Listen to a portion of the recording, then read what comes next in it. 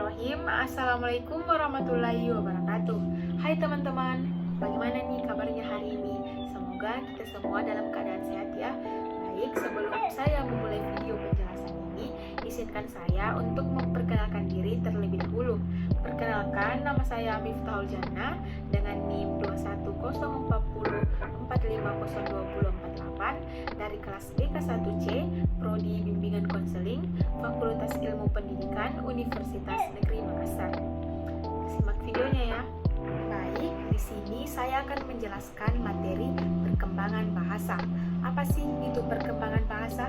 Nah, perkembangan bahasa terkait dengan perkembangan kognitif yang berarti faktor inteligensi yang sangat berpengaruh terhadap perkembangan kemampuan berbahasa. Semakin besar anak itu tumbuh dan berkembang, maka semakin besar pula tingkat dari yang sederhana menuju yang kompleks. Nah, perkembangan bahasa dipengaruhi juga oleh lingkungan anak tersebut. Nah, anak pasti akan mengikuti, mendengar atau mengulang kata-kata yang seringnya dengar di dalam lingkungannya. Contoh yang seringnya dengar itu perkataan dari orang tuanya, kakaknya, tantenya, atau orang-orang di sekitarnya. Dan yang selanjutnya ada fase perkembangan bahasa. Dalam fase perkembangan bahasa ini ada beberapa macam. Yang pertama itu periode prelingual, yaitu usia 0 sampai 1 tahun. Pada usia 0 sampai 1 tahun ini, anak pada usia akan lebih dominan untuk membuat suara-suara yang belum terbentuk. 2 bulan kemudian, anak mulai berbicara dengan menggunakan nada tertentu dan berusaha mengikuti nada maupun gerak tubuhnya. Lalu beberapa bulan kemudian, anak akan mulai memainkan kata dengan nada yang lebih panjang. Pada masa ini, kemungkinan anak bisa mengatakan kata mama, kata papa, walaupun belum mengerti artinya. Nah, yang selanjutnya, pada usia 10 bulan, kata-kata yang diucapkan memiliki maksud tertentu, seperti meminta sesuatu, menolak, menyapa, dan lain sebagainya. Yang kedua, ada periode lingual dini, yaitu umur 1 sampai 2,5 tahun. Nah, pada usia ini anak mulai bisa berbicara dan bisa mengartikan arti kata mama, arti kata papa, dan juga bisa mengenal kata-kata benda seperti baju, celana, dan mobil, dan masih banyak juga lainnya. Dan pada usia ini anak juga bisa dapat memahami perintah dari penjelasan yang sederhana. Ia akan datang ketika dipanggil namanya dan lama-kelamaan mengerti menggunakan kata aku. Dan selanjutnya ada periode diferensiasi, yaitu umur 2,5 sampai 5 tahun. Nah, pada usia ini anak mampu menggunakan kata aku dan kamu dengan benar. Ia juga mulai mengerti aturan dasar dalam menyusun kalimat sehingga mampu bercerita dengan tema tersendiri. Dan anak juga dapat mengerti penjelasan yang lebih kompleks dan paham banyak perintah dari satu kalimat. Ia sudah bisa memahami arti dari kata senang, marah, sedih, tapi belum bisa mengutarakannya. Tapi pada saat umur itu anak sudah mengerti dengan hal-hal itu. Kemudian saat usia anak 6 sampai 12 tahun itu, dia akan melakukan banyak berbicara tak henti-hentinya atau mengoceh secara terus-menerus, dan dia sudah bercakap seperti layaknya orang dewasa dan banyak bertanya. Yang ketiga, mempelajari 5 sampai 10 kata setiap harinya dan menggunakan bahasa baku, tangisan disertai dengan teriakan atau agresi fisik untuk mengungkapkan ketidaksenangannya, dan menggunakan bentuk kata kerja untuk kata dan struktur kalimat yang tepat. Dan materi yang selanjutnya yaitu ada tugas-tugas perkembangan bahasa.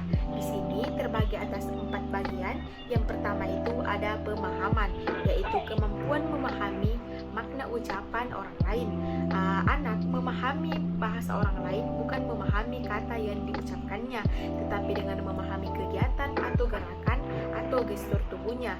Yang kedua itu ada pengembangan perbendaharaan kata.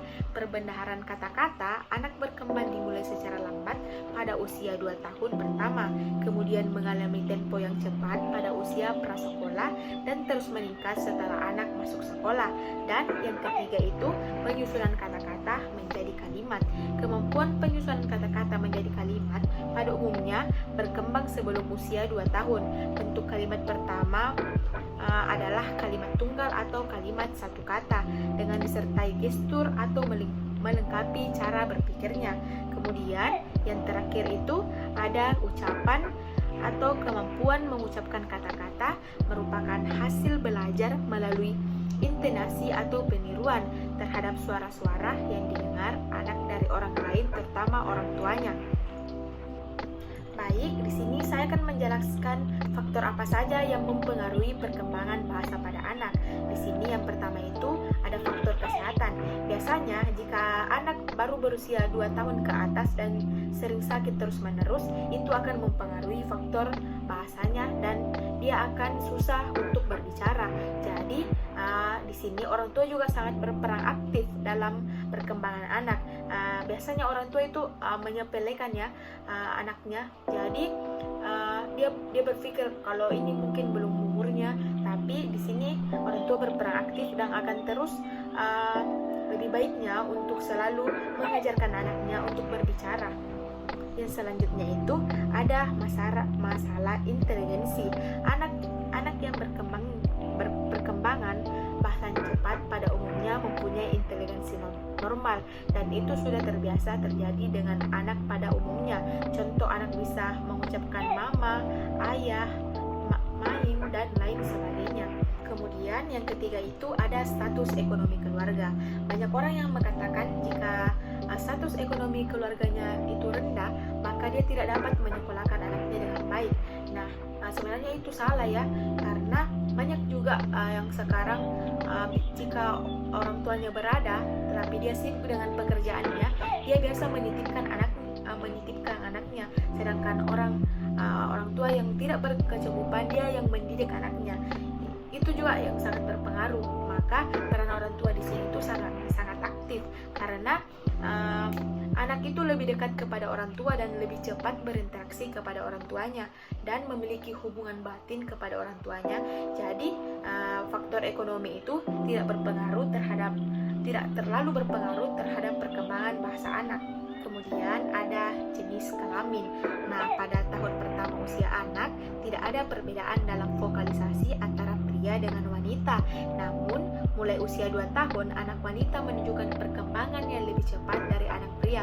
Mungkin saja ya, anak wanita itu lebih rajin daripada anak pria yang mungkin bisa dikatakan malas. Tetapi dalam tingkat pemahaman itu, pria lebih cepat dalam memahami sesuatu daripada wanita. Kemudian yang selanjutnya itu ada hubungan keluarga.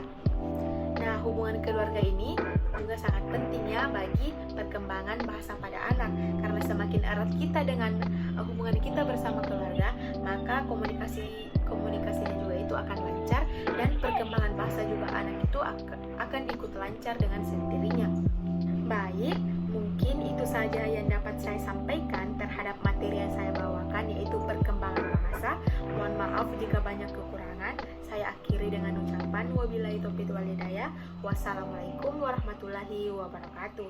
Tetap jaga kesehatan ya teman-teman.